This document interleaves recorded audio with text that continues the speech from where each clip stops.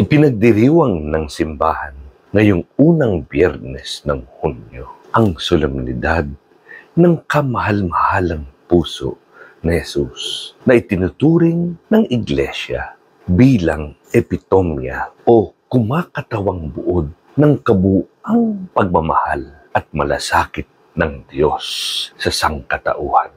Saad ng simbahan, the Church celebrates the feast of the Most Sacred Heart of Jesus, devoting itself to the essence and love of Jesus Christ Himself, adhering to the fact that the heart represents the center or essence of the person.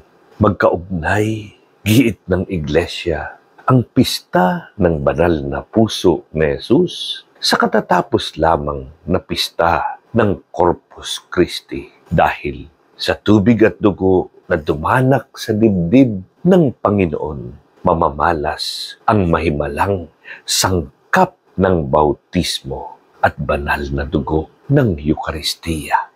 Sa Ebanghelyo ngayong araw, matutunghayan ang walang pasubaling pag-aalay ng sarili ng Panginoong Hesukristo hanggang sa kanyang huling hininga. Ibinuhos at ginawa ni Jesus ang lahat para sa atin upang tayo'y maligtas at magkaroon ng buhay. Paalala ng simbahan, how often we take for granted God's love for us and all that He does for us in every moment of every day.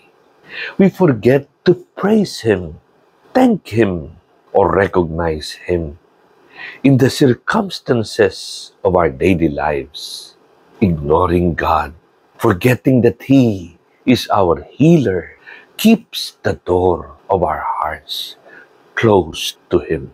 Kay Santa Margarita Alacoque, ipinamalas ng Panginoon ang kanyang maalam na puso upang patunayan na hindi inaalintana ng Diyos na ito'y masugatan at maghirap dahil sa dakilang awa at habag sa mga makasalanan.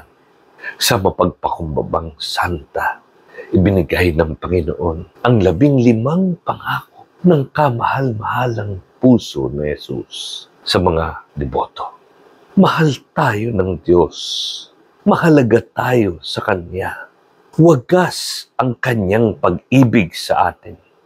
Ito ang sentro ng mensahe ng banal na puso.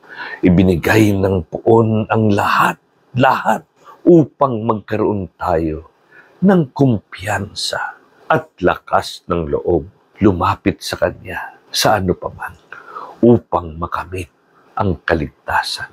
Giit ng simbahan, Jesus' Sacred Heart reminds us that we have a God who journeys with us during our sad and painful moments. He will always be there to comfort us when we are troubled. His love will never fail and will constantly pick us up when weighed down. Mahal tayo ng Diyos. Ano paman ang solemnidad ng kamahal-mahalang puso ni Jesus ay oportunidad sa atin upang buong loob na lumapit sa Panginoon. Italaga ang sarili sa Kanya at isuko ang lahat ng pasanin, tiwala sa walang kondisyong pagpapahalaga sa atin ng Diyos. Sa araw na ito, muling kumakatok ang Panginoon sa pinto ng ating puso.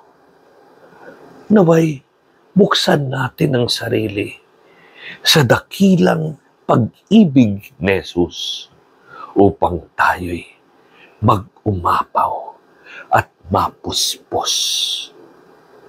Kamahal-mahalang puso ni Jesus, panibaguhin mo kami sa iyong pag-ibig.